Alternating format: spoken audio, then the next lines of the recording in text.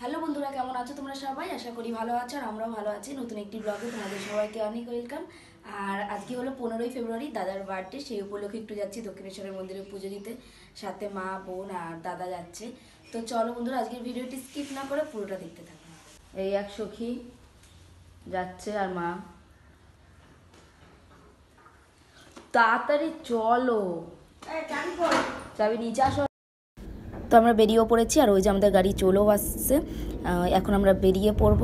তো চলে এসেছি, দেখতে পাচ্ছ, দক্ষিণেশ্বরে। আর সত্যি কথা বলতে কোনো মন্দিরে আসতে ভীষণই ভালো লাগে, বেশ মনটা ভীষণ ঠান্ডা লাগে, মানে অনেকটা ভালো লাগে মনের দিক থেকে। আর তারপরে যদি হয় জন্মদিন, আর এই যে দাদা বোনের ফটো তুলছে, আমারও ফটো তুলে দিয়েছিল। আর কি ভালো লাগছে, পুরো পরিবেশটা শান্ত, ভীষণ ভালো লাগে। তারপর এই যে এখন আমরা যাচ্ছি ডালা নিতে। আর এখানে ঢুকলে পরই শুরু হয়ে যায় এই দোকানে ওই দোকানে, কোন দোকানে যে ঢুকবো দিশেহারা হয়ে যায়। তারপরে পুজো টুজো দিয়ে এখন এই যে একটা জার কিনে নিয়েছিলাম, ওই জারের মধ্যে একটু গঙ্গা জল নিয়ে যাব। সেই কারণে প্রথমে ভাবছিলাম জার একটা নিয়ে যাব বাড়িতে, তারপর ভুলে গিয়েছি। তো ওখানে গিয়ে একটা জার কিনে নিলাম, তারপরে একটু গঙ্গা জল নিচ্ছি, কেন মাসিও বলেছে একটু গঙ্গা জল নেবে, সেই কারণে। তো ভাবলাম তাহলে একটু নিয়েই যাই। তারপরে পুজো গঙ্গা জল নিয়ে তারপরে এখন যাচ্ছি খেতে। তো ওখানে অনেকগুলো এই আছে খাবারের দোকান, সেখানে এখন ঢুকবো। আর এই যে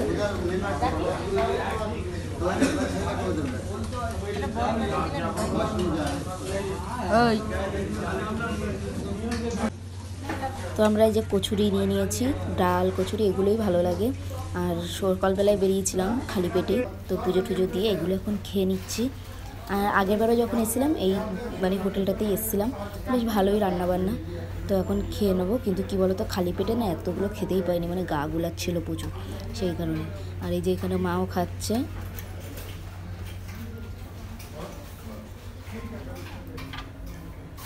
খাওয়া দাওয়া হয়ে গেছে, তারপরে আবার গাড়ি বুক করে নিলাম। এখন এই যে বেরিয়ে যাচ্ছি, গাড়ি আমাদের চলে এসেছে সেই কারণে। তো এখন এই যে রাস্তায় আছি, বাড়ির দিকে যাচ্ছি। আর কি ভালো লাগছে এখানকার পরিবেশটা।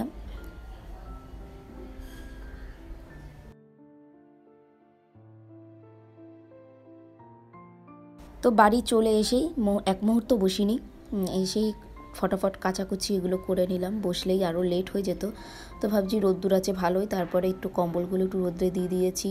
তারপরে যাওয়ার আগে যে শাড়ি ঠাড়ি সব ধুয়ে রেখেছিলো সেগুলো দেখলাম প্রায় শুকিয়ে গেছে, সেগুলো আবার তুলে নেবো। তো এই আর কি কাচাকুচিগুলো করে নিলাম, আর রেখে দিলেই আরও জমে থাকতো কাঁচা, সেই কারণে। আর যখন এটা তখন কাজ করে নেওয়াই ভালো, তাহলে অনেক কাজটা এগিয়ে যায়।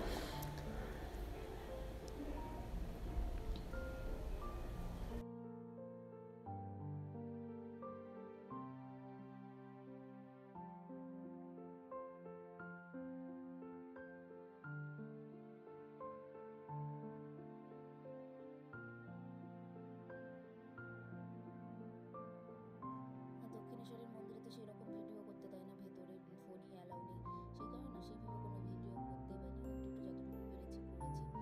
তারপরে আর কি করবো, কেন ভেতরে তো আর ফোন অ্যালাউ নেই। ভেতরে বেশ সুন্দর পায়রা রয়েছে যেখানটায়, সেখানে ভিডিও করতে কত ভালো লাগতো দেখতে, কিন্তু ওখানে করতে দেয়নি। তো যাই হোক, কিছু করার নেই। এখন এই যে জামা কাপড় প্রায় মেলা হয়ে গেছে, আজকে কিন্তু ভালোই রোদ্দুর আর হাওয়াও দিচ্ছে সাথে, মানে গরম গরমটাও পড়ে গেছে, অতটা ঠান্ডা নেই, কিন্তু হাওয়া দিচ্ছে বলে একটু ঠান্ডা ঠান্ডা লাগছে।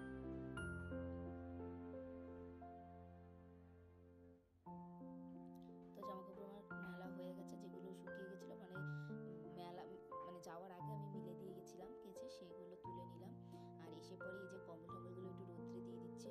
আর রোদ দেখে না সামলানো যায় না, মানে যা আছে মোটামুটি সবই ঘরের বাইরে দিয়ে দিই এরকম মনে হয়। তো ছাদ ভরে জামা কাপড় মিলে দিয়েছি, কম্বল টম্বলগুলো রোদ্রে দিয়ে দিলাম। তারপরে আবার নিচে যাবো।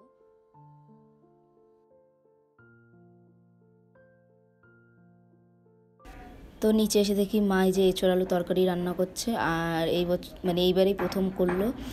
যাই হোক, ভালোই লাগে এঁচোড় তরকারিটা, চিংড়ি মাছ ছাড়াই, কেন যেহেতু আমাদের চিংড়ি মাছ আবার খায় না, আবার আলাদা করে কি করবো, ওর জন্য চিংড়ি মাছ ছাড়াই করলো।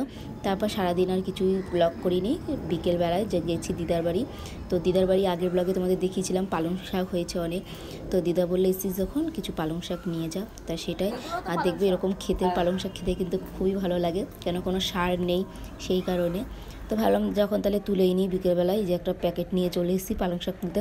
আর ওখানে পালং শাক আছে, মূলো শাক আছে আর বেতো শাক আছে। আমি পালং শাক আর বেতো শাকটাই নিয়েছি, মূলো শাকটা নিয়ে নিই। মূলো শাকও ছিল, ছোটো ছোটো মূলোও হয়েছে। তা ভাবলাম না, একসাথে এতগুলো শাক নিয়ে লাভ নেই, যখন আবার খাবো তখন মূলো শাকটা নিয়ে যাব। আর এখন মানে পালং শাক আর বেতো শাকটাই নিয়েছিলাম, কেন সব শাক একবারে নিয়ে গেলে একসঙ্গে তো খাওয়া হবে না, তখন ওটা নষ্ট হয়ে যাবে, আর নষ্ট হলে ভীষণ খারাপ লাগে।